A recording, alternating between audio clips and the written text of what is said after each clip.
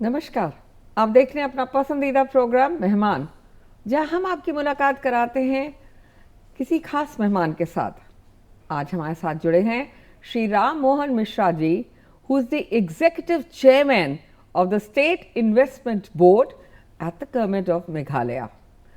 बहुत बहुत शुक्रिया और बहुत स्वागत आपका। Thank you.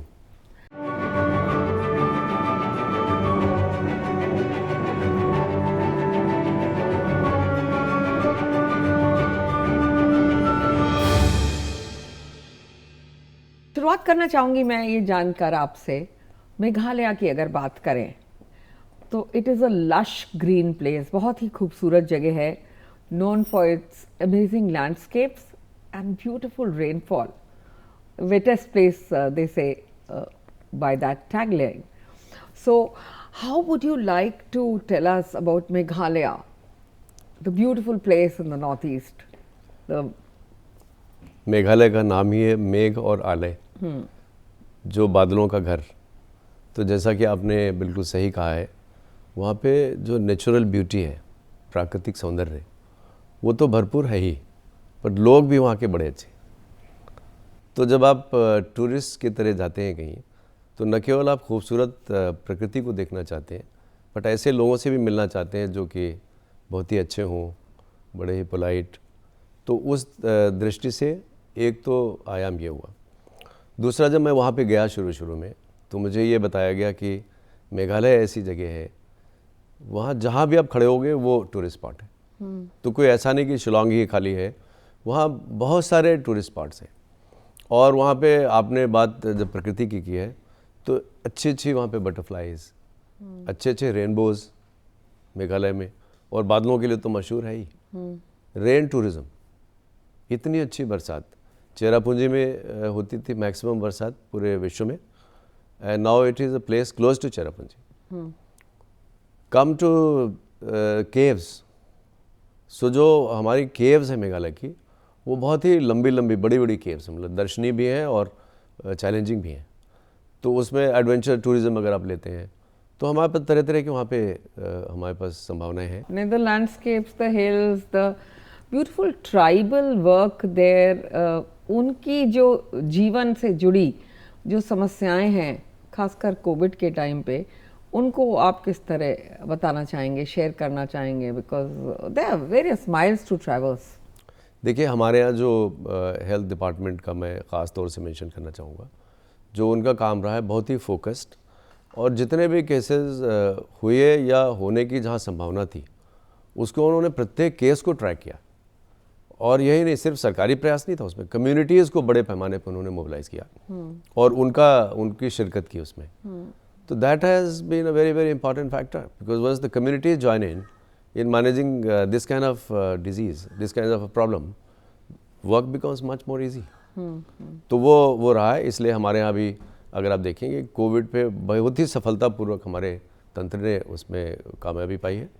और दूसरी चीज़ ये रही कि हमारे यहाँ जो लोग हैं वो भी काफ़ी, उनका इम्यूनिटी लेवल हाई इसलिए भी रहता है क्योंकि वो चलते फिरते हैं। ट्राइबल सारे लोगों की मैं बात कर रहा हूँ। तो वहाँ पे जो एक सनशाइन भी, जब क्लाउड्स नहीं होते तो सनशाइन भी बड़ी अच्छी सी होती है।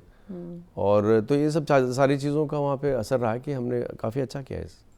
Tell us about the SDG goals in Meghalaya, sustainable development goals. Sir, SDG में एक्चुअली जो पूरे 17 उसके पैरामीटर्स हैं, तो हमारे यहाँ जो तंत्र रहा है, सरकार की पूरी तरह से एक्टिव वहाँ पे चेष्टा रही है कि एक ऐसा इकोसिस्टम क्रिएट किया जाए जिसमें कि नेचुरल रिसोर्सेज को यूटिलाइज़ किया जाए, एक्सप्लॉयटेशन की तरह नहीं, बट उनकी इज्जत करते हुए।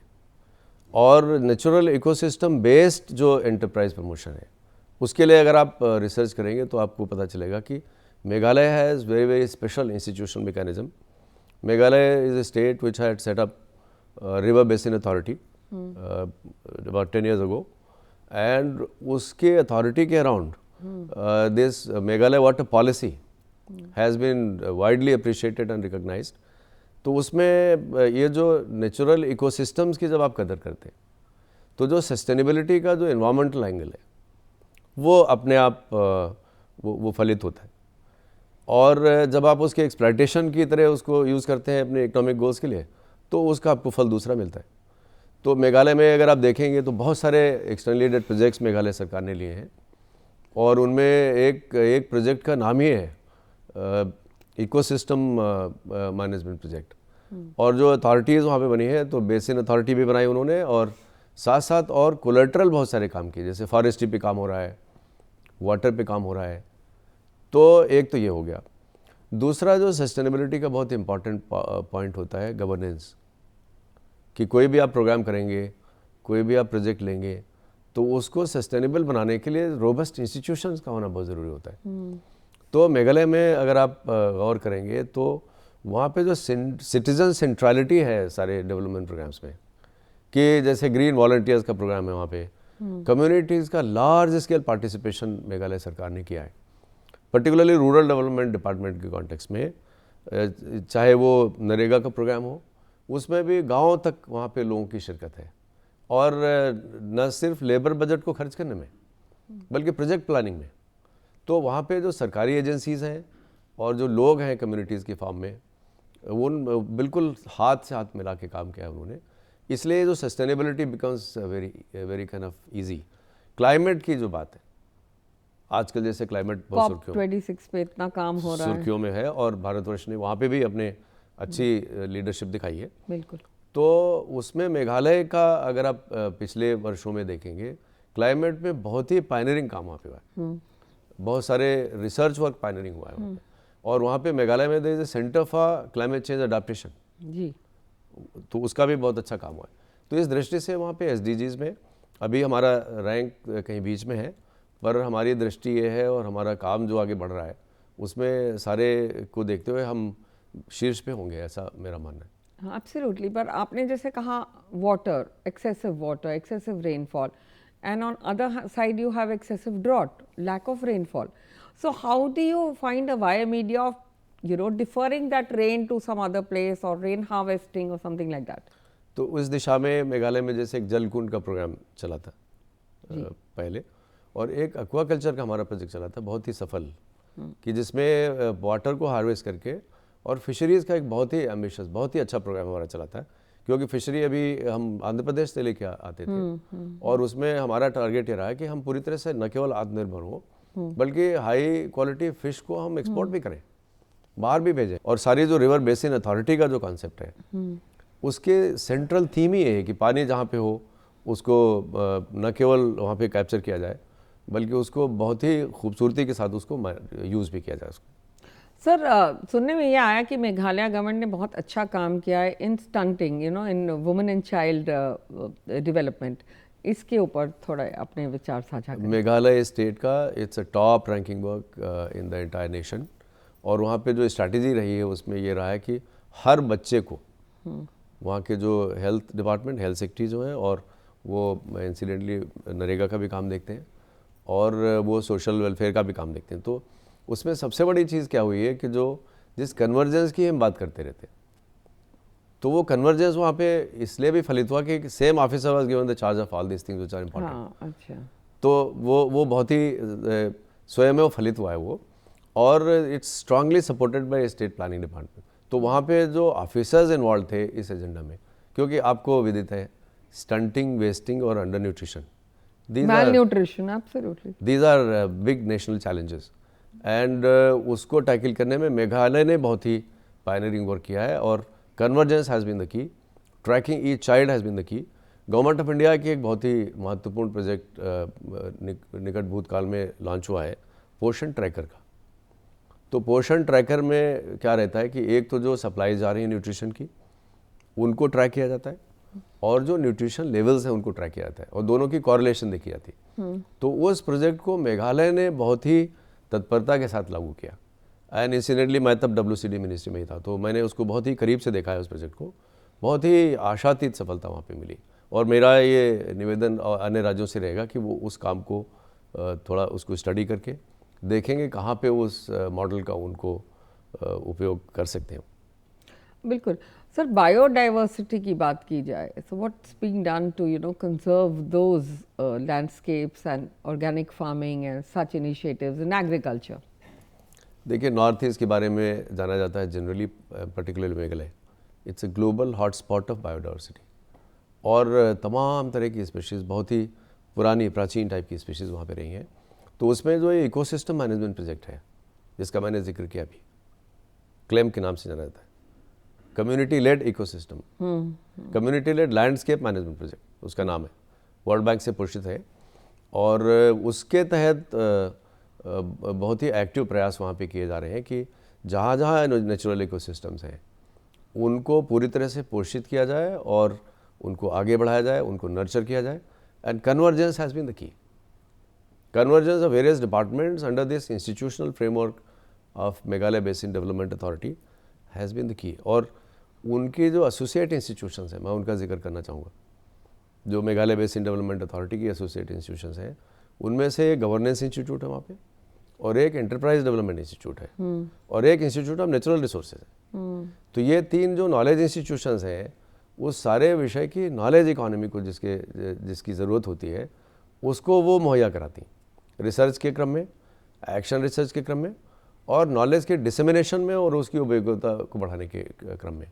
तो ये जो integrated framework of knowledge creation and dissemination, I think that's a very special feature of what Meghalaya state has done, and here again there could be learnings for us. Absolutely. And tell us about investment, because you spoke about knowledge creation. माननीय प्रधानमंत्री कहते हैं कि don't be a job seeker, be a job creator. So how do you look at this whole landscape of investment in Meghalaya, and what are the current investments that this state is now looking at? हमारे पास जो ये natural ecosystem है, plus जो हमारी एक naturally organic हमारी जो पृष्ठभूमि है, कि फर्टिलाइज़र, जो केमिकल फर्टिलाइज़र पेनिट्रेशन इतना हमारे किसानों ने नहीं किया, और उसका हमको फ़ायदा मिल रहा है कि आपको ऑर्गेनिक कन्वर्ट करने के लिए जो बहुत ही मशक्क़त करनी पड़ती है, हमें तो प्रकृति से मिला हुआ, उसको, उस संपदा को हमने खोया नहीं है, तो उसको आगे बढ़ाने का काम किया जा रहा है। ऑर्किड्स, हमारे ऑर्किड्स, एक से एक ऑर्किड्स वहाँ हमारे पास है, फ्लावर्स, फ्लोरिकल्चर, तो वो उसकी दिशा में काफ़ी समेकित प्रयास किए जा रहे हैं।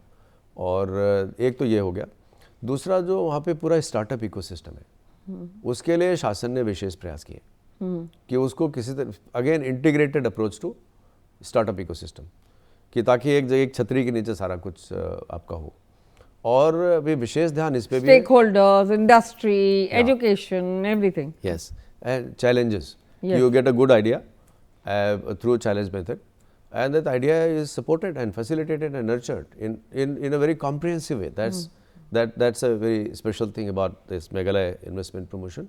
And दूसरा एक कोशिश ईज़ ऑफ डूइंग बिजनेस को लेके हो रही है, उसमें ये शासन ने इन्वेस्टमेंट बोर्ड बनाया है वहाँ पे, जिसमें अभी चेष्टा हमारी ये है कि एक तो जो भी इन्वेस्टर्स हमारे हैं या आने वाले हैं, उनको पूरी से पूरी जानकारी उनको मिल सके हर चीज़ के बारे में, सारे सेक्टर्स के बारे में, क्या संभावनाएं हैं, उनके पास रिस्क प्रोफाइल क्या है सारी संभावनाओं का, तो वो सब सारी जानकारी जब उनको मिलेगी, और हमारे यहाँ जैसा कि मैंने जिक्र किया था, जो हमने एंटरप्रेन्योरशिप इंस्टीट्यूट बनाया था पहले, उसके माध्यम से बहुत सारे हमारे प्राइवेट एंटरप्रेन्योर्स इंक्यूबेट हुए हैं। और हमारे कुछ तो एंटरप्रेन्योर्स, आपको जानकर खुशी होगी, उन्होंने विदेशों में ऑफिस अपने खोल रखे, अपने एंटरप्राइज इस कदर उन्होंने बढ़ा लिया है, विदेशों में खोले हुए।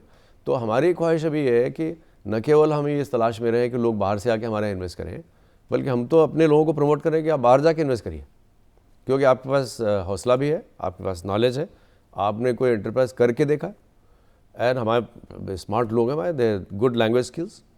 तो इस इंस्टीट्यूट के माध्यम से प्रयास ये हुआ है कि that business leadership development is not only management training, it is not only skilling, it is imparting business leadership skills. But then does the government give a grant or a fellowship, or what is done to encourage these startup systems, so that all those who are watching this program may experience and learn if they want to invest in Meghalaya? What is the current line of thought? तो इसमें जैसे हमने कहा, challenge method में जो हमारे लोग आते हैं उनको सरकार ग्रांट भी देती है, और उसको ट्रैक करती है कि ग्रांट उनको एक्चुअली मिली कि नहीं मिली। दूसरा हमारा प्रयास क्या रहता है, जैसे हमारा एक प्रोग्राम चलता है, उसमें फाइनेंशियल सर्विसेज डिलीवरी पे बहुत फोकस है। तो वो जो हमारा MBDA के थ्रू एक फाइनेंशियल सर्विसेज डिलीवरी का IFED के माध्यम से हम लोगों ने प्रोग्राम लिया था, लैम्प करके, livelihoods and access to markets. तो देखिए जब आप एंटरप्रेन्योरशिप की बात करते हैं तो उसमें बाजार का बहुत महत्व होता है। और अगर आपने बहुत सारा प्रोडक्शन कर लिया और बाजार आपको नहीं मिला तो फिर उसमें आपके लिए मुश्किलें रहेंगी। तो ये पूरा का पूरा प्रोग्राम मेघालय का इस पे फोकस्ड है कि जो लाइवलीहुड आप पिकअप कर रहे हैं या जो एंटरप्राइज आप पिकअप कर रहे हैं उसमें एक्सेस टू मार्केट्स होगा कि नहीं होगा। और इसमें आपको जानकर एक खुशी होगी कि हमारे यहाँ एक इंटीग्रेटेड विलेज कोऑपरेटिव्स का एक प्रोग्राम चलाया था हम लोगों ने। तो उसमें ये जो कोऑपरेटिव्स हैं उनको गांव के लेवल पे हमने कोऑपरेटिव बनाई ताकि उस कोऑपरेटिव को एक गांव के लोग चलाते। और जहाँ जहाँ गांव में सोशल कैपिटल है तो it is an intrinsic cooperative in existence. We don't have to create it actually. So many times what we do is in the name of those economic threshold and then viability and all that, we start pooling in people who may not have any spirit of cooperation. So therefore this under the LIAM program, this initiative of Meghalaya, where we have been able to set up this integrated village cooperatives, have been very, very successful actually. Sir आपने अभी बताया about investment opportunities, can I take you a step further to ask you about infrastructure, because traveling from a place to another place in that tribal setup, in that horizontal vertical roads can be tough and tiring. तो हमारा देखिए हमारा जो approach इसमें रहा है, कभी कभी क्या होता है हिली टेरेन में हम सिर्फ रोड बना के छोड़ देते हैं, पर मेघालय का जो प्रयास रहा है वो इंटीग्रेटेड ट्रांसपोर्ट नेटवर्क बनाने का प्रयास है। और हमारा वर्ल्ड बैंक से एक अच्छा खासा बड़ा प्रोग्राम इसमें अभी लागू होने जा रहा है, उसको हमने पूरा डिज़ाइन किया है कई वर्षों की मेहनत करके। तो उसमें क्या रहेगा कि हिल्स में क्या होता है कभी कभी जैसे प्रोडक्शन इज़ इन वैली, तो उसको लोगों को हेड लोड पे लाना पड़ेगा, तो not it will not be viable because cost are involve. एक पूरा दिन का आदमी लेबर लगा के हाजिरा लगा के अगर वो सामान ढो के ऊपर ले जा रहा है पहाड़ के ऊपर, तो फिर वाइबिलिटी इसकी इरोड होती। तो हमारी जो इसमें स्ट्रैटेजी है वो है कि we are now building an integrated transportation network where inland waterways, where ropeways, your highways, roads and airways, इस सारे को समेकित रूप से हम यूज़ करें ताकि जो लॉजिस्टिक्स की एक पूरी इंटीग्रेटेड चेन है वो पूरी तरह से without being broken it is available to the entrepreneurs. तो और उसमें बहुत सारे प्रोजेक्ट्स हमने लागू किए हैं विगत कई वर्षों में। पहले तो हमारा भारत सरकार के कई प्रोग्राम्स हमने ले लिया है और फिर हमारे एक्सटर्नली एडेड प्रोजेक्ट्स कई हमने इसमें लगाए हैं जिसके माध्यम से हमारा ये सारा प्रयास हो रहा है।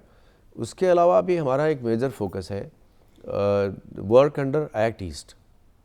तो जो एक्ट ईस्ट पॉलिसी है उसमें भारत सरकार का बहुत बड़ा एक वहाँ पे प्रयास रहा है कि एक्ट ईस्ट में जो अवसर हैं ट्रेड और इन्वेस्टमेंट के इनको हम लेवरेज करें।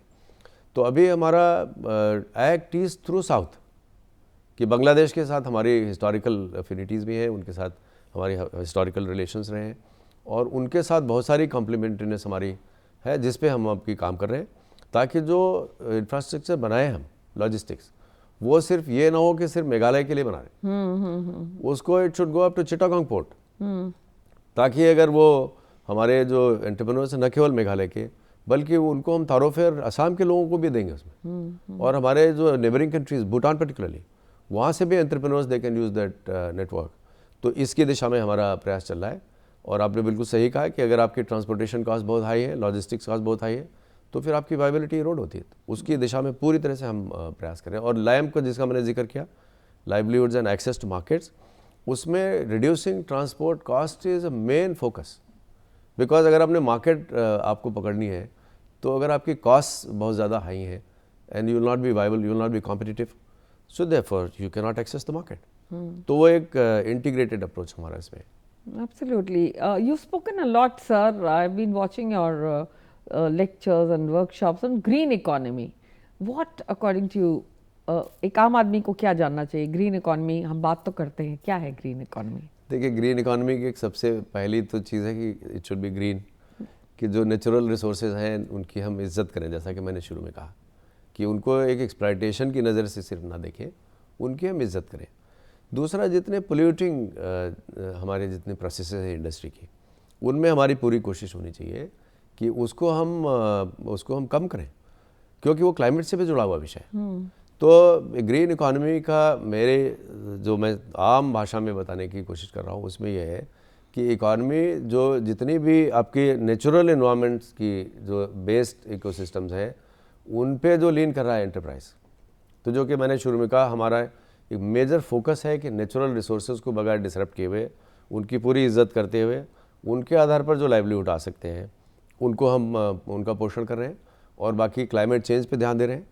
और क्लाइमेट चेंज को हम पूरी तरह से सारे एक कन्वर्जेंस मोड में कर रहे हैं, ताकि अगर एग्रीकल्चर डिपार्टमेंट के इनिशिएटिव्स है, they should feed into climate management. Industry department के जो इनिशिएटिव है, they should feed into climate management and sustainable development. इसी तरह से जो एनर्जी है, energy should be more and more green, which means micro hydel, हमारी बहुत सारी संभावनाएं हैं, हमारे सोलर की संभावना है। तो इन पे What about carbon emissions? Carbon emissions तो हमारे वैसे भी we are very high in terms of performance, पर उसको हमें और आगे तक ले जाना। और हम तो बल्कि ये भी कहें कि हमारे जैसे जो स्टेट है, मेघालय जैसे स्टेट है, ये जो पुण्य का काम कर रहे हैं कि कार्बन सिंक है, क्योंकि हमारा फॉरेस्ट कवर बहुत हाई, तो it is a carbon sink. और इसी तरह से हमारी जो पॉलिसीज़ हैं, they are very environment friendly, they are very eco friendly, they are very climate friendly. तो हमको और अधिक इंसेंटिवाइज किया जाना चाहिए, ताकि इसको और पोषण मिल सके, इस तरह की नीति को और पॉलिसी को। तो इसमें एक ओवरऑल बात मैं ये कहना चाहूँगा कि जो भी एंटरप्रेन्योर्स, जो भी इंटरप्राइजेस ग्रीन इकॉनमी, जो कि एनर्जी कंजम्पशन है, आपका मैन्युफैक्चरिंग प्रोसेसेस हैं, इनको अगर अख्तियार करते हैं तो उसमें उनको उसका सपोर्ट मिलना चाहिए और उनको इंसेंटिव मिलना चाहिए। Hydrogen economy is also coming up, all of these. Yes sir, आपने एमएसएमई में बहुत काम किया सर, तो किस तरह समझाएंगे आप एमएसएमई को, जिस तरह सब लोग समझ पाएँ कि उसका गांव के क्षेत्र में, रूरल एरियाज में किस तरह प्रभाव पड़ रहा है इन स्कीम्स का? देखिए, एमएसएमई अगर आप बहुत मोटी मोटी हमसे परिभाषा पूछें तो जो बहुत बड़ा नहीं वो एमएसएमई है। तो जब हम एमएसएमई, एक तो है डेफिनेशन तरह तरह की, उसमें माइक्रो की अलग है, स्मॉल की अलग है, मीडियम की अलग है, पर मैं तो ये कहूँगा जो बहुत बड़ा नहीं है वो सब कुछ एमएसएमई है। तो अपने देश में तो बहुत सारे एमएसएमई हैं, आपको विदित है, सबको पता है। तो उसमें जो एक प्रयास होता है कि ये जो छोटे छोटे लोग नीचे तक, और उसके कोई मिनिमम उसकी क्राइटेरिया नहीं है, उसमें जो भी एक सीमा से छोटा है वो सब एमएसएमई मेरी दृष्टि में तो। Absolutely, micro and small industries. But ये बताएं आप कि when you worked in this sector for such a long time, you did such excellent work here, tell us about a few examples that you felt that really it went from person one to person B. देखिए, इसमें एक मुझे याद आ रही है एक story, एक entrepreneur की, एक महिला की गाथा है। तो वो बहुत जल्दी शादी हो गई थी उनकी, और she was from the marginalise community, और उसके बाद में फिर उनके पति ने उनका परित्याग कर दिया। पर वो बहुत ही हिम्मती थी, और उन्होंने अपना फिर धीरे धीरे अपना छोटा छोटा एंटरप्रेन्योरशिप सेटअप करके then she became a multi crore entrepreneur in engineering. तो ये जो एमएसएमई का है, micro to small to medium to large, उसकी एक संभावना रहती है। दूसरा क्या है कि उनकी अपनी परेशानियां भी रहती, और जो छोटे एंटरप्रेन्योर्स हैं, again market is the issue. और इसलिए क्लस्टर्स का बहुत इंपॉर्टेंट हो जाता है कि जब हम कम्युनिटीज़ क्रिएट करते हैं जिसमें बहुत सारे लोग एक साथ मिलके काम करते हैं, और बहुत सारे लोग, चाहे वो कोऑपरेटिव के फार्म हो, चाहे वो एसएचजी की फार्म में हो, चाहे वो क्लस्टर की फार्म में हो, तो उसका उनको फ़ायदा मिलता है। और इस दृष्टि से एमएसएमई मिनिस्ट्री ने और भारत सरकार ने सच, और बहुत सारे स्टेट्स ने बहुत अच्छा काम किया है इसमें। मोर देन दैट, हमारे जो चैम्बर्स ऑफ कॉमर्स है, मेरा अपना अनुभव रहा है, हमारे जो इंडस्ट्री एसोसिएशंस हैं, हमारे जो नीचे के डिस्ट्रिक्ट लेवल फेडरेशंस हैं, तो बहुत सारा अच्छा काम इन्होंने इनको सपोर्ट करने के लिए किया है। इसमें अगर आप कहें कि क्या इसमें उपलब्धियां हैं, तो इसमें एक तो आप देखेंगे डेफिनेशन जो चेंज हुई एमएसएमई की। तो पहले एमएसएमई की definition was plant and machinery based, तो उसको सरकार ने स्विच किया, टर्नओवर बेस कर दिया। उसका फ़ायदा क्या है कि उसको टर्नओवर से जब आप मांगते हो तो services get very much included there, क्योंकि सर्विसेज में ऐसा हो सकता है कि आपके पास कोई प्लांट एंड मशीनरी नहीं, but you are doing a multi million business without any plant and machinery. तो वो जो एक बहुत बड़ा परिवर्तन हुआ है। दूसरा, एमएसएमई में परिवर्तन क्या हुआ है कि एक जो सारी डिजिटल प्रोसेस हो गई इसकी, पेपरलेस रजिस्ट्रेशन की, इसको उद्यम रजिस्ट्रेशन के नाम से जाना जाता है जी। तो पहले हमारे यहाँ उद्योग आधार मेमोरेंडम होता था, यूएएम, उसको शासन ने बदल के उद्यम आधार कर दिया। मतलब इट इज़ नॉट जस्ट उद्योग, that means industry is not only small industry but it's an enterprise which is both manufacturing and services. तो उसका फ़ायदा क्या हुआ है कि अभी आप सीमलेसली आप पोर्टल पे जाइए और अपना आधार नंबर दीजिए और आपको रजिस्ट्रेशन आ जाएगा। फिर आप उसको अभी आगे के चरणों में उसमें योजना क्या है कि उसको आपके इनकम टैक्स से और जीएसटी से लिंक हो जाएगा। तो जो बैंक को जब जाते हो आप फाइनेंस एक्सेस करने के लिए, तो वो ब्रांच मैनेजर को आपके सारा इतिहास पता होता है, वो सारा वो पोर्टल पे आ जाता है कि आपकी पर्सनल इनकम इतनी है, आपकी बिजनेस इनकम इतनी रही है, आपने इतने का बिजनेस किया, आपका टर्नओवर इतना है और आपने इनकम टैक्स इतने का दिया है। तो उसको प्रथम दृष्टया वो ये पता है कि आपको आपके साथ किस दिशा में जाना है। तो ये एक बहुत बड़ा फ़ायदा हुआ है। और बाकी इंक्रीजिंग डिजिटल जो इंफ्रास्ट्रक्चर क्रिएट हुआ है, पूरा एक फिनटेक एटमॉस्फेयर, तो मैं सोचता हूँ विश्व में सबसे अच्छा काम मैं ये कहना चाहूँगा कि भारतवर्ष ने किया है इसमें, कि जो सारा ये आधार लिंक जो फाइनेंसिंग का सिस्टम आ गया है और सारा जो पेमेंट्स के गेटवेज हमारे बने, मैं सोचता हूँ कहीं पे नहीं है इस तरह के। तो उसका भी इंक्रीजिंगली जब ये सबसे बड़ी परेशानी एमएसएमईज की ये होती थी कि उनको अपना इतिहास बताने में मुश्किल होती थी। Take us back to the time जब आपने आईएएस ज्वाइन की, क्योंकि आपका एक कोट बहुत मैं पढ़ती हूँ कि एक ब्यूरोक्रेट को या नौकरशाह को सिर्फ दिखना नहीं चाहिए, उसे केवल महसूस करना चाहिए। ऐसा आपने क्यों कहा? देखिए, ऐसा है कि हमारी जो डेमोक्रेसी है इसमें there is a division of labour. So there is one part of our executive which is facing the people, and उनकी स्पेशलाइजेशन भी है और उनका हक भी है, या उनका ये प्रिविलेज है to interface the people, and it's not easy because it requires very very high level of leadership to interface the people. और दूसरा उसका पार्ट है जो कि काम करता रहे चुपचाप, क्योंकि फिर आपका जब आप पीपल को इंटरफेस करते हो तो उसमें बहुत सारी शक्ति लगती है उसमें। तो आप अपने ये एक जो पार्ट एग्जीक्यूटिव का है वो इस एनर्जी को कंजर्व करके पूरी तरह से ध्यान दें इसमें कि हम उस काम को ऐसे करते सकें ताकि इसकी बातचीत जो दूसरा पोर्शन है पॉलिटिकल एग्जीक्यूटिव का है उसकी बात कर सकें, ताकि लोगों का हौसला भी बढ़े, लोग ज़्यादा से ज़्यादा संख्या में उससे जुड़ें। तो एक तो हो गया वर्किंग, एक दिन रात काम करने का, क्योंकि अगर आप दोनों काम एक साथ कर रहे हो तो डिस्ट्रैक्शन की संभावना है। चलते चलते बताएं आप अगले 5 साल में किस तरह मेघालय को और सक्षम देखना चाहते हैं? देखिए, मेघालय का एक विजन 2030 आप अगर उसको देखेंगे तो उसमें हमारा शासन का एक डॉक्यूमेंट भी अपलोडेड है, और उसमें प्रयास ये है कि जो हमारा ये काम अभी चल रहा है सस्टेनेबल डेवलपमेंट की तरफ, तो वो और गति पकड़े और नई ऊंचाइयों को जाए, ताकि जो प्राकृतिक हमारा सौंदर्य है, प्राकृतिक जो हमारी संपदा है, इसका हम न केवल भरपूर उपयोग कर सकें बट इसका सम्मान भी हम उचित तरीके से बरकरार रख पाएँ। Thank you so much for joining us today. Thank you, नमस्ते।